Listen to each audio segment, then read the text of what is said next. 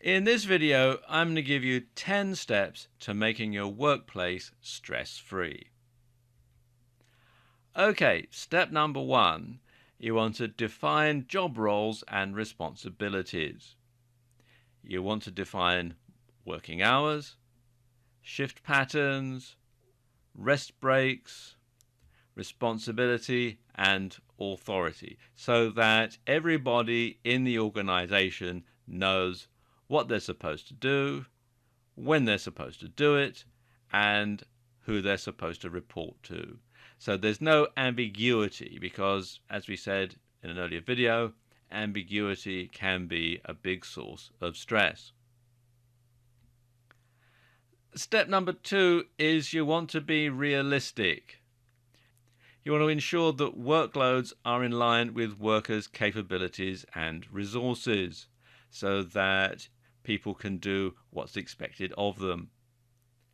You also want to make sure that employees have the tools and resources that they need to do a good job. So you don't want someone to paint a great big wall with a toothbrush. You want to make sure that they have a nice big paintbrush to paint the wall, that sort of thing. And you want to make sure there's fair remuneration. As I was saying again in an earlier video, low salaries and poor benefits only add to the stress of working. If you're working every hour that there is, but you're not making ends meet, that can be very stressful. So you want to make sure that people have the right amount of money to do the job properly. And of course, when people think they're being taken advantage of, then this can be stressful and demotivating. If people are working very hard, but you're not looking after them properly, then they're going to think, oh, why should I bother? So you want to find ways to include alternative benefits and perks if you can't afford to pay a big salary. For example, lots of large corporations have sports facilities, or they might, even just throwing a decent Christmas party with lots of food and booze that the employee doesn't have to pay for. That sort of thing can go a long way, and it doesn't actually cost a great deal when you compare what you're going to get out of it at the end of the day. But also, you should pay people what they're worth to your enterprise. Don't be a cheapskate or a skinflint boss. Make sure that the amount of money that you pay them is proportionate to the amount of income that they generate for your enterprise. And step number 4 is to communicate. And you should communicate clearly and unambiguously. You want to tell people what they need to know to do their jobs efficiently. Don't leave out some crucial piece of information that they're going to need to know, because if they don't know it, they're going to do the job entirely wrong, and then they're going to have to go back and start all over again. And that can be very, very stressful. You also want to make sure that people are kept in the loop with what they need to know, so that if there's some sort of a development takes place, then people know what's going on so that they can make adjustments accordingly. And you also want to make criticism constructive. Don't just simply shout at someone and say, oh, you're doing this all wrong. What you want to do is make some sort of constructive criticism. If you did this that way, it would be more efficient, that sort of thing. And remember that communication is a two-way street. So you want to make sure that you get plenty of feedback from your team so that you can change the way that you do things to make things more efficient. So that becomes less stressful for you as well as for the people that are working for you. Okay, step number 5 is be proactive. Like I was just saying in the last point, communication is a two-way street. So when you find that there's something coming back that's negative, you want to nip any problems in the bud. You want to make sure that any negative feedback is handled quickly. Because making people's lives easier can make your life easier by return. Step number 6 is career development.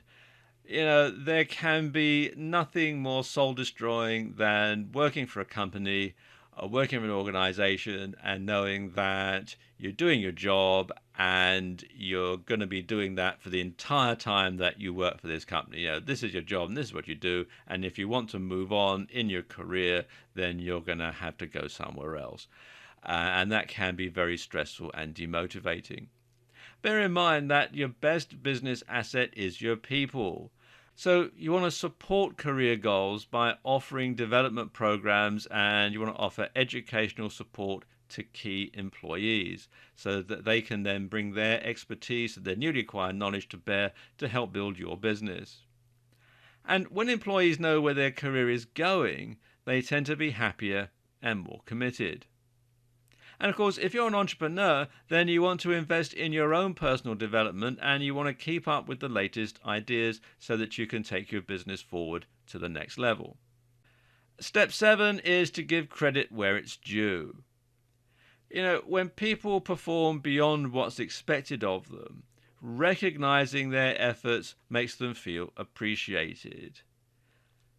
So, if you're happy with the way someone's doing their job, tell them, a pat on the back, either physical or metaphorical, can go a long way. And when someone comes up with a good idea, you want to make sure that others know it came from them and not from you. There's nothing more stressful and frustrating than doing your job and somebody else takes the credit for it. Okay, step number 8 is socializing. And when you encourage employees to socialize out of hours, it helps to form bonds and create a working family. And, a sense of belonging is very important. It binds people together, and that's going to cut down on staff turnover. So, encourage employees to socialize out of hours, maybe throw a good Christmas party, that sort of thing. That can help to bind things together and help people to think of the company as more just somewhere to go to work. Step 9 is to have a good work-life balance. You want to establish work schedules that are compatible with the demands and responsibilities that your employees are going to have outside of the job. Because there's nothing more stressful than having to try and balance family life and your working life. And it can be very, very stressful because then you have divided loyalties, which goes back to what we talked about in an earlier video. And when possible, you want to establish flexible work schedules, things like telecommuting and other remote methods of getting the job done. Now, the end result of all this is you have employees who are happy, healthy, and committed to the organization. And when you cut down on the levels of stress, of course, you're going to have much lower turnover of employees. So that means you don't have to have all the expense of going out and hiring someone to fill a job from someone who's quit because they simply found the job too stressful. And finally, step 10. You want to innovate. You want to keep abreast of the latest ideas and you want to encourage employee input. Make your business one that people want to work in because it's interesting and exciting, and you'll find that the employee stress levels go right down. Or if they don't, it'll be stress levels of good stress rather than stress levels of bad stress. And of course, a happy workforce is a more productive workforce, and that of course is better for your bottom line.